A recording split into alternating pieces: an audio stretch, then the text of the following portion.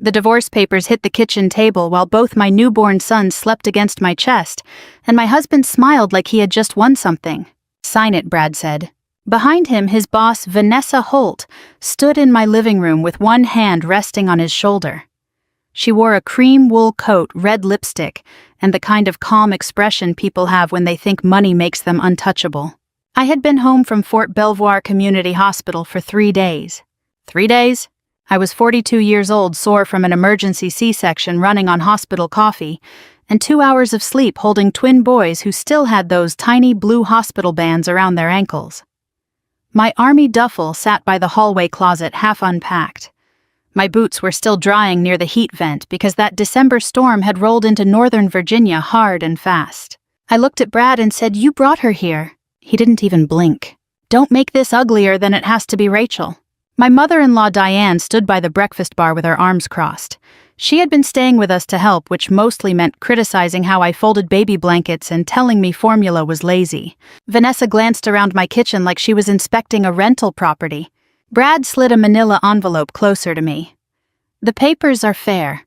You keep your personal things. I'll handle the house." I almost laughed. Not because it was funny, but because my body didn't know what else to do. "The house," I said. "The one my re-enlistment bonus helped save." Diane snapped, "Don't start with that military martyr routine." One of the twins stirred. I shifted him higher against my shoulder. His little mouth opened, then settled again. Brad leaned down, lowering his voice. "Rachel, I'm asking you nicely. Sign it tonight." That was when I saw it. Not fear in his face. Not guilt. Confidence. He thought I was too tired to fight. He thought a woman 3 days postpartum with stitches under her sweatpants and 2 infants in her arms would just fold. I asked, "Where am I supposed to go?" Vanessa finally spoke. "There are shelters for situations like this." "Situations like this?" As if I were a scheduling problem. Diane pointed toward the front door. "Take your babies and get out. You've embarrassed this family long enough." The wind hit the window so hard the glass rattled. For a second I looked at the Christmas stockings still hanging over the fireplace. Mine said Rachel.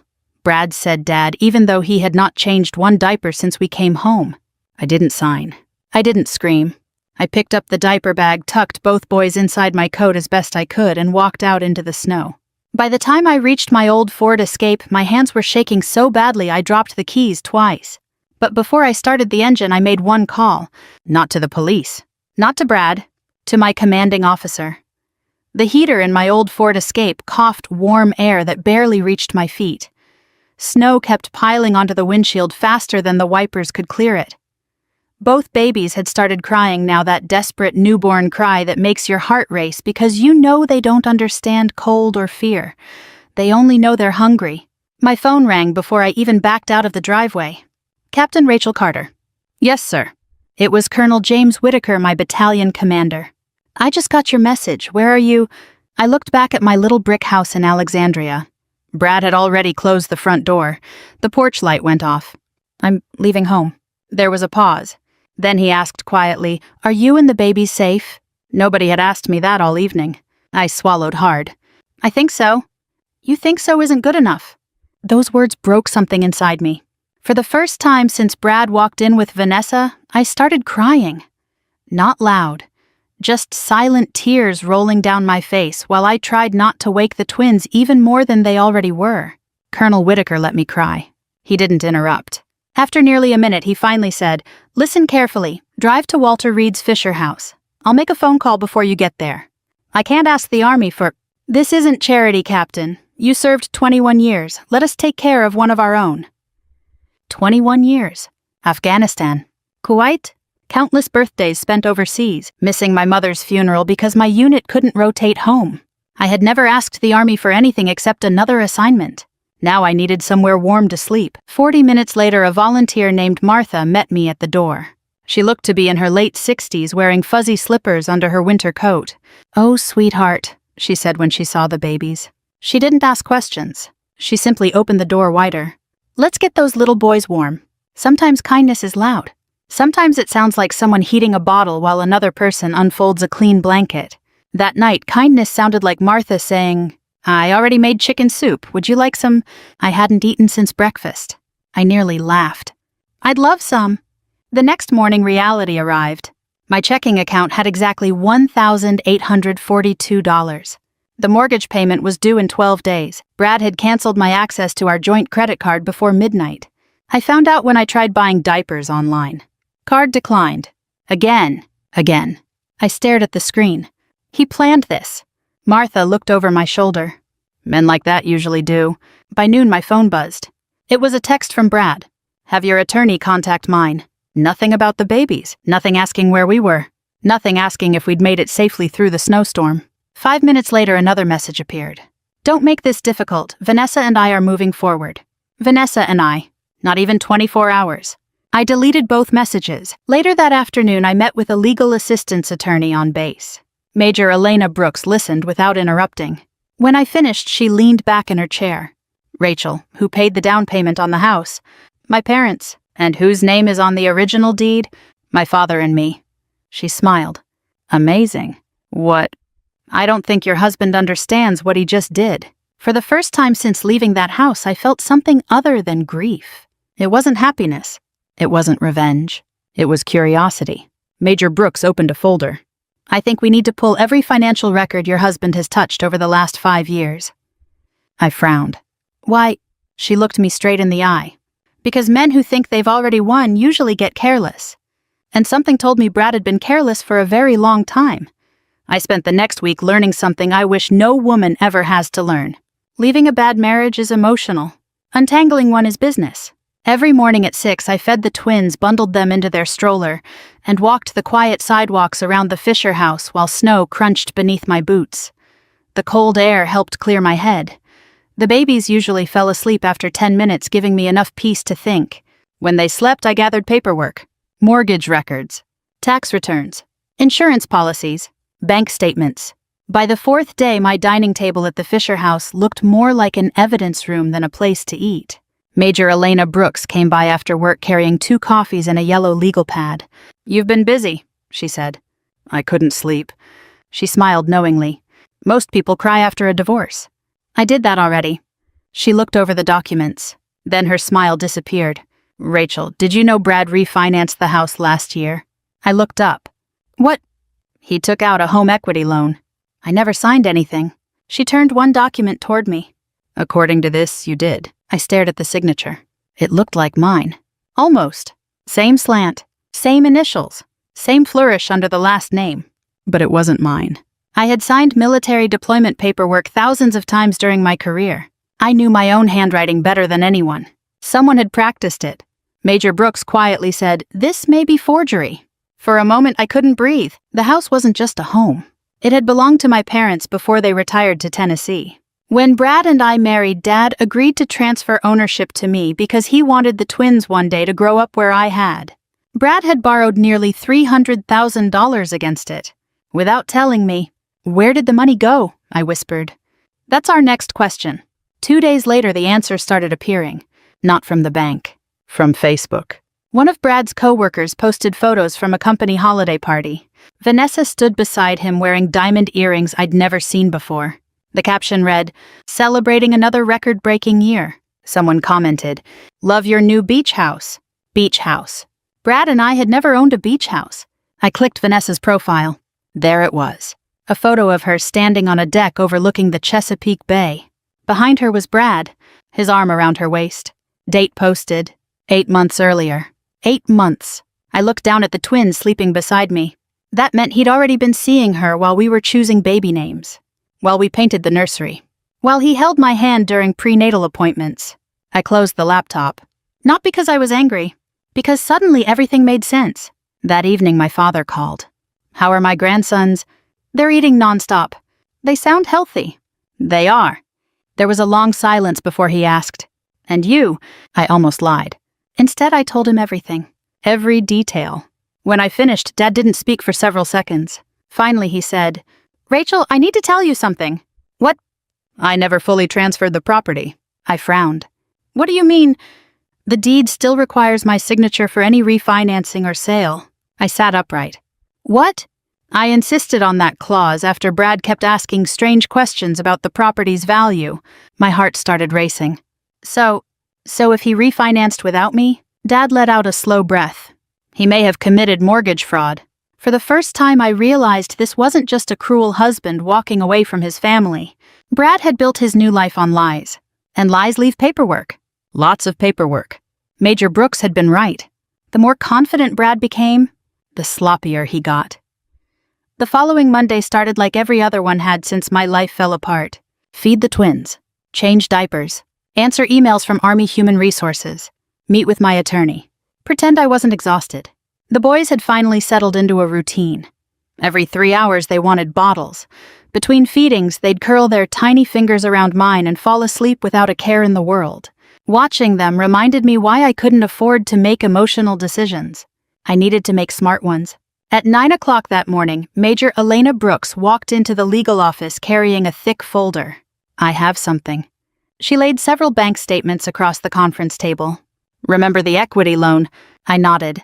We traced most of the money. She pointed to a highlighted transaction. $96,000. Then another. $41,500. Another. $78,000. I frowned. What am I looking at?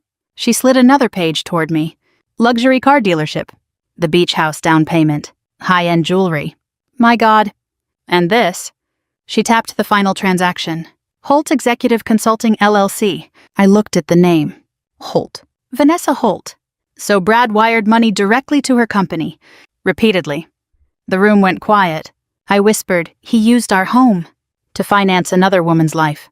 Major Brooks finished the sentence for me. That afternoon I received an email from Brad's attorney. The subject line read, Final Settlement Offer. I opened it. Brad wanted nearly everything. The house, his retirement account, joint savings, even my grandfather's antique walnut dining table. At the bottom was one sentence. Mrs. Carter has no realistic ability to maintain the marital residence. I laughed. Actually laughed. Major Brooks looked over. What's funny?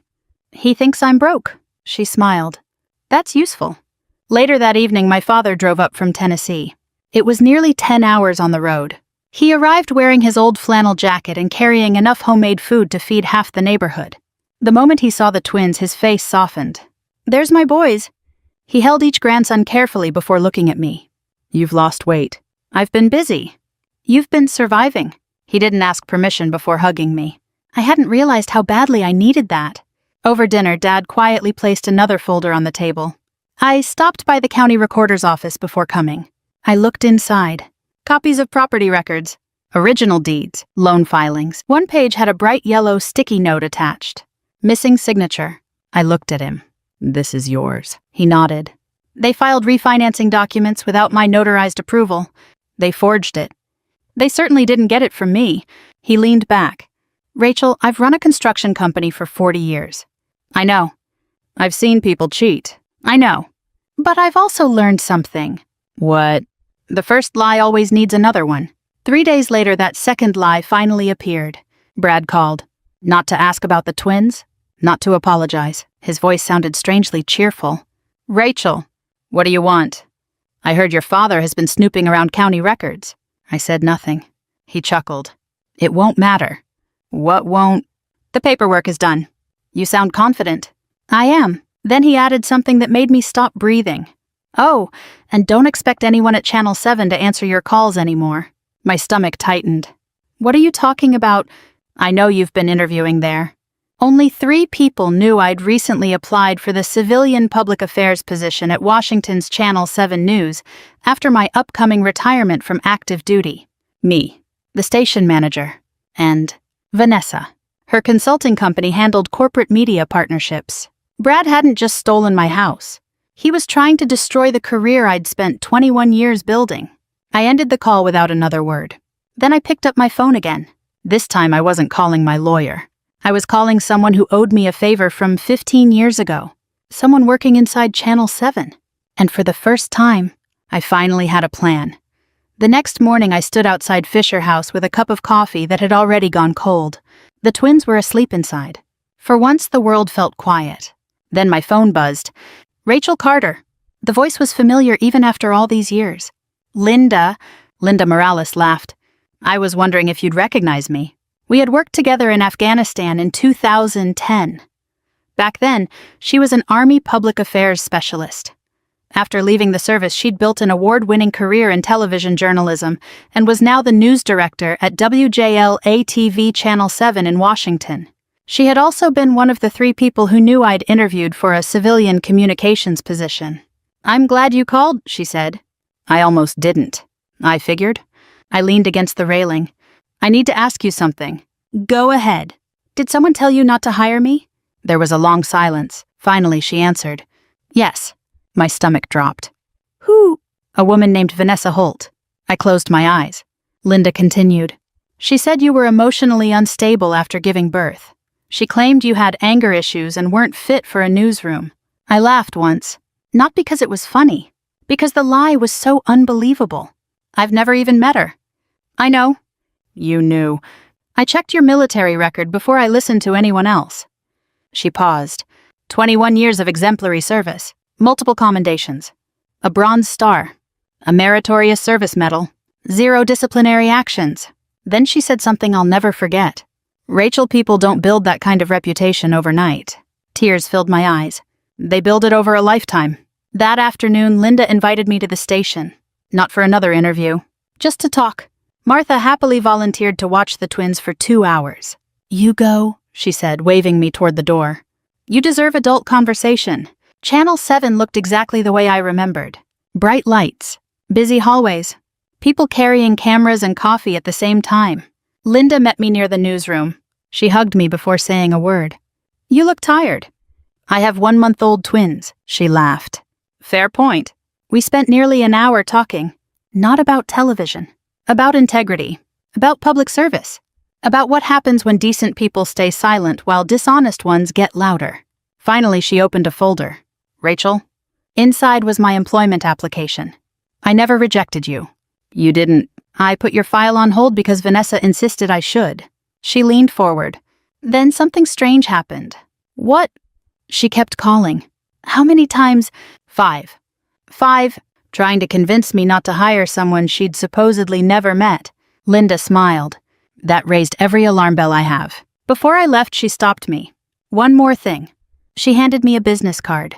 "The station is launching a new weekly segment honoring veterans making a difference after military service." I looked at her.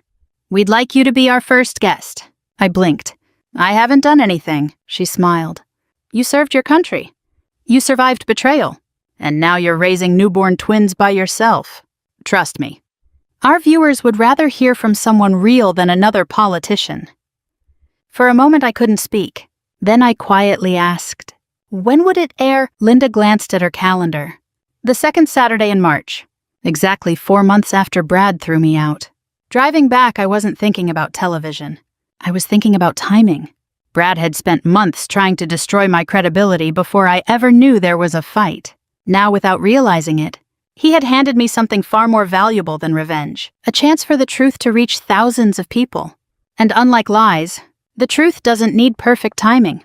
It just needs a microphone. The morning of the interview started at 4:45 a.m., not because I had to be at the television station early, because one of the twins decided that 4:45 was breakfast time. His brother agreed. By 6 o'clock, both boys were fed, changed, and somehow wearing matching blue sweaters Martha had knitted for them. She stood in the kitchen, smiling proudly. "They look like little Navy recruits." "They're Army babies," I corrected with a grin. She laughed. "I suppose I'll forgive them." For the first time in months, I found myself laughing without forcing it. Channel 7 sent a driver. When we arrived in Arlington, Linda was waiting in the lobby. "You ready?" "I've briefed generals before." She smiled. "And I've never been this nervous." The interview wasn't what I expected. Nobody asked about Brad. Nobody asked about Vanessa. Nobody mentioned the divorce. Instead, the host Michael Reeves leaned forward and asked, "What kept you serving for 21 years?" I thought about it, then answered honestly, "People, my soldiers, my country, and believing that when someone beside you falls, you don't leave them behind." Michael nodded. "Is that why you chose to adopt 2 retired military working dogs after your deployment?" I smiled. "They rescued me more than I rescued them." The crew chuckled. The conversation stayed simple. Military life, late-in-life motherhood, finding purpose after service. When the twins fussed halfway through the interview, Michael smiled into the camera. "Well, I'd say they're ready for lunch." Everyone laughed. Nothing felt staged. Nothing felt dramatic. Just real. When filming ended, Linda walked me toward the parking garage. "You never mentioned your husband." "I wasn't here to." She stopped walking. "You know when Vanessa kept calling me?" I looked over. I honestly expected someone bitter. "And I met someone graceful." I shrugged. "Being angry is exhausting," she smiled. "It also makes terrible television." That Saturday morning, Martha insisted on making pancakes. Dad had driven back up the night before. We all crowded into the small living room. The twins slept through the entire thing. Typical. At exactly 9 o'clock, the program began. The opening showed photos from my Army career. Training at Fort Benning. A deployment ceremony. A muddy field exercise where everyone looked 20 years younger. Then the camera cut to me holding my sons. Michael's voice filled the room. Captain Rachel Carter thought her toughest battles were overseas. She never imagined the hardest one would begin after coming home. I hadn't expected that line. Dad quietly reached over and squeezed my shoulder. Across town in a large modern house overlooking the Potomac, Brad sat in his living room drinking coffee. Vanessa walked in carrying her laptop. "What are you watching?" He shrugged. "Nothing." Then the screen changed. My face appeared. Brad nearly dropped his mug. "What?" The host smiled warmly. "Today we're honoring Army Captain Rachel Carter." Brad leaned forward. Vanessa froze. The camera showed me holding our twins, then photos from my military career, then footage of volunteers at Fisher House. Nothing about the divorce. Nothing about betrayal. Just the truth. Vanessa slowly whispered, "Why is she on television?" Brad didn't answer. Because he couldn't. The interview ended with Michael saying, "Sometimes the strongest people aren't the loudest. Sometimes they're simply the ones who keep showing up." My phone started vibrating before the credits finished. Text after text. Old Army friends. Former neighbors. People I hadn't spoken to in years. One message simply read, "I had no idea what happened. We're with you." Then another. "Rachel, call me. I think I know something about Brad's finances." I stared at the sender. It was Brad's former accountant. And suddenly, the story wasn't over. It was just getting started. I called the number before I could talk myself out of it. The man answered on the second ring. "Rachel? Tama?" It's been a long time. Tom Bennett had been Brad's accountant for nearly 7 years. We'd met dozens of times during tax season. He wasn't the kind of man who enjoyed gossip. He spoke carefully, wore the same brown loafers every April, and always brought a calculator instead of trusting the one on his phone. If Tom was calling, something was wrong. "I saw you this morning," he said. "The interview, my wife had it on." He hesitated. "I owe you an apology." "For what?" "I should have called months ago." My stomach tightened. "What happened? I can't explain everything over the phone." "Then explain what you can." Another pause. "I resigned from Brad's accounts 3 months ago." "Why?" "Because he asked me to sign off on financial statements I knew weren't accurate." I gripped the phone tighter. "Rachel, there are things you need to see." That afternoon, Dad watched the twins while I drove to a small diner in Fairfax. Tom was already there. Same brown loafers. Same neat gray mustache. But he looked older than I remembered. He slid a thick manila envelope across the table. "I've kept copies." I looked at it without opening it. Copies of what? Everything I legally could. Inside were bank records, corporate expense reports, property tax filings, wire transfers. There were yellow sticky notes attached to several pages. Tom pointed to the first one. "See this? A transfer of $82,400. Recipient: Holt Executive Consulting LLC. Brad listed that as a business consulting expense. But it wasn't." Tom gave me a tired smile. "Rachel, your husband sells industrial equipment." "I know." What exactly was his boss consulting him about every single month? I didn't answer. I didn't have to. Tom flipped to another page. This one bothered me even more.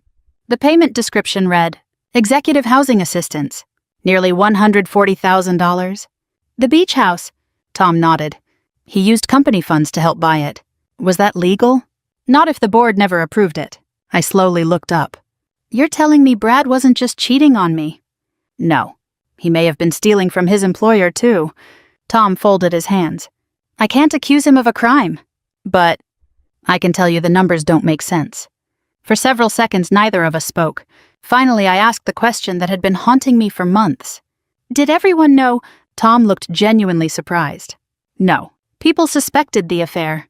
But no one knew he was planning to leave you right after the twins were born, he sighed. When they saw your interview this morning? What? A lot of people started talking. About me. About Brad. Before we left, Tom handed me one final envelope.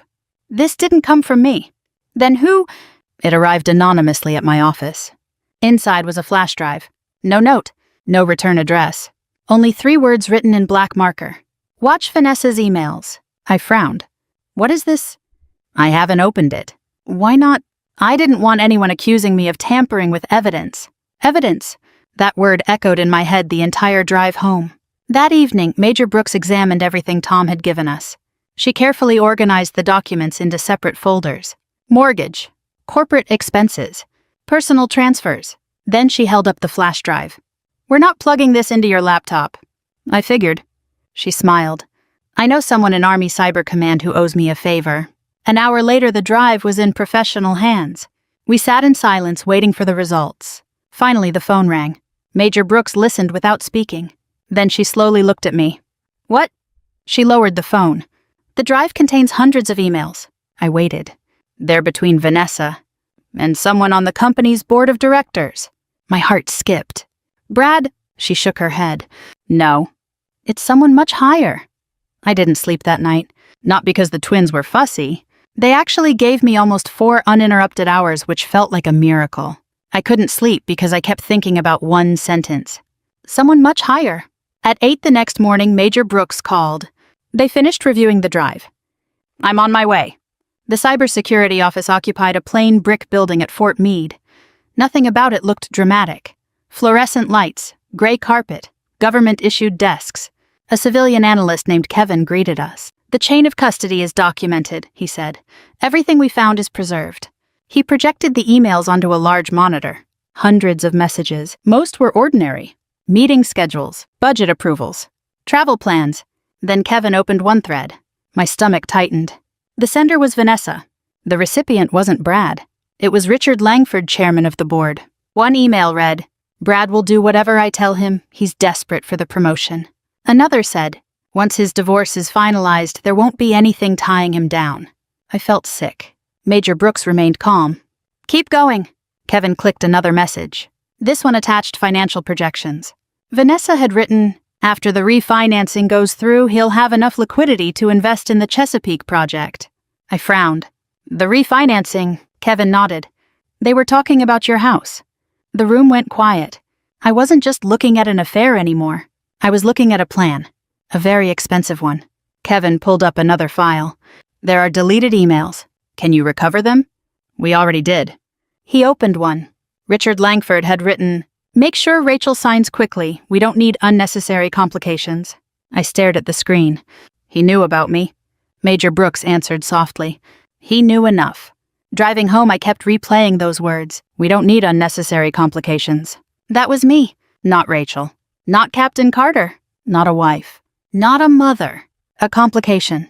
Oddly enough, hearing that made me stop feeling sorry for myself. Because once someone reduces you to an obstacle, you stop worrying about disappointing them. That afternoon, my phone rang again. It was Linda from Channel 7. You've become surprisingly popular. What happened? Our interview has nearly 1 million online views. 1 million. And we've received dozens of emails from veterans. She hesitated. One stood out. Why? It's from someone who worked at Brad's company. What did they say? Linda opened the email. They claim employees have been pressured to falsify expense reports for years. I leaned forward. Did they give a name? No. But they attached payroll records. By now I had mortgage documents, wire transfers, corporate expenses, recovered emails, anonymous payroll records. The puzzle pieces were finally fitting together. But I still had one problem. None of it mattered unless the people in charge were willing to listen. 2 days later, that opportunity arrived. Tom called. The company's annual shareholder meeting is Friday. So, the board has to answer questions publicly. I don't own stock. You do. I don't. You inherited 50 voting shares from your grandfather when the company went public. I blinked. I forgot. Brad was counting on that. I laughed for the first time in weeks. He forgot too. Friday morning, I put on my Army service uniform. Not because I wanted attention, Because after 21 years it reminded me who I was before Brad convinced me I wasn't enough. Dad held one of the twins while I adjusted my jacket. You nervous? Terrified. He smiled. Good. Good. Courage isn't walking in without fear. It's walking in anyway. I kissed both boys on the forehead. Then I drove toward downtown Washington. For the first time since that snowy December afternoon, I wasn't walking away from something. I was walking toward it. The headquarters of Holt Industrial Systems sat just 3 blocks from the White House, a 20-story glass building I'd visited exactly twice during my marriage. Both times Brad had asked me not to wear my uniform. People here don't really understand military culture, he'd said.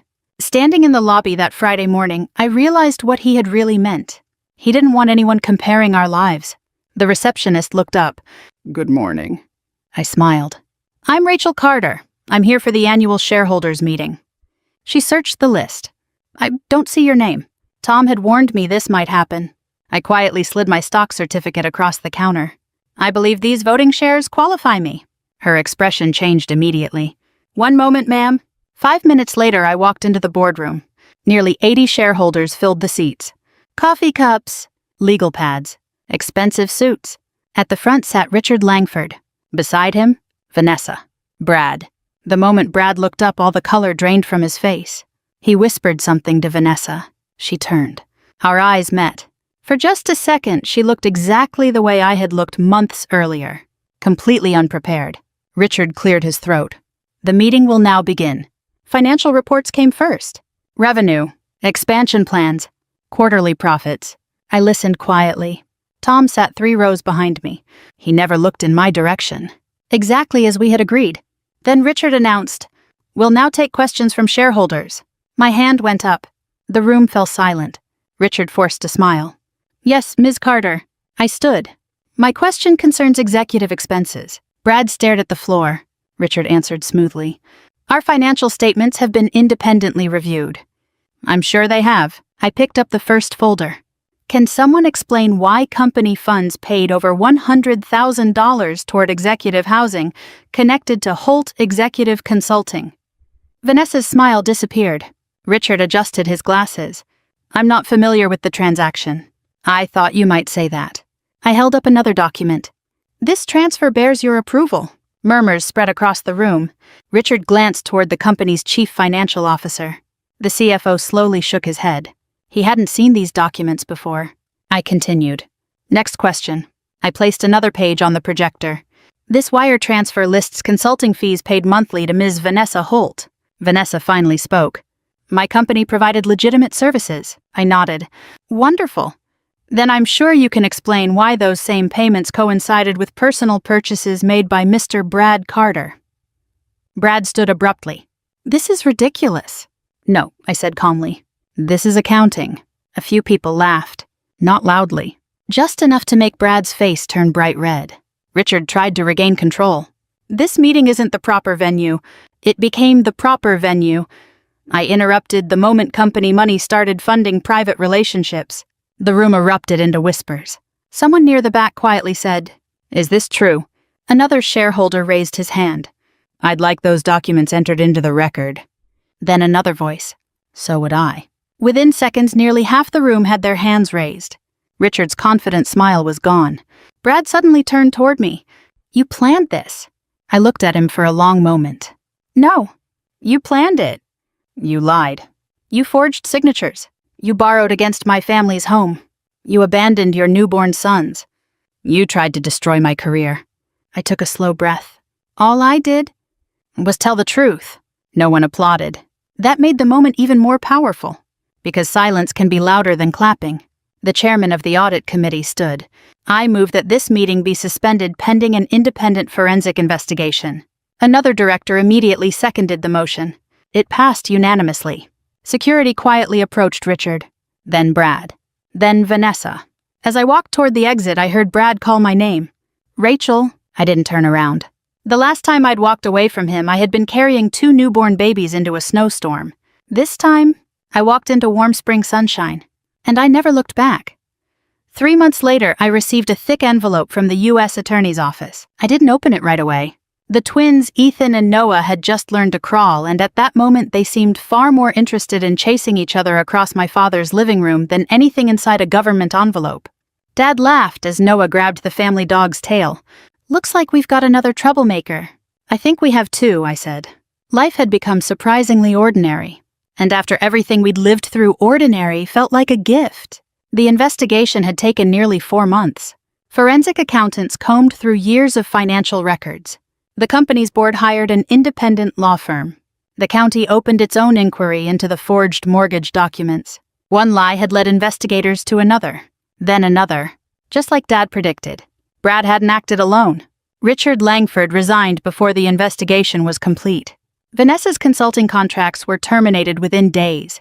The company announced sweeping governance reforms and new financial oversight policies. As for Brad, he lost his executive position before spring was over. Several civil lawsuits followed.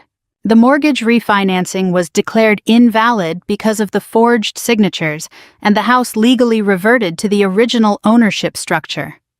Dad and I decided to sell it rather than keep a place filled with painful memories. We split the proceeds exactly as we'd always planned. The twins' college fund came first. A week later, my attorney called. "The divorce is final." I waited. "That's it," she laughed. "Rachel, after everything we've been through, yes.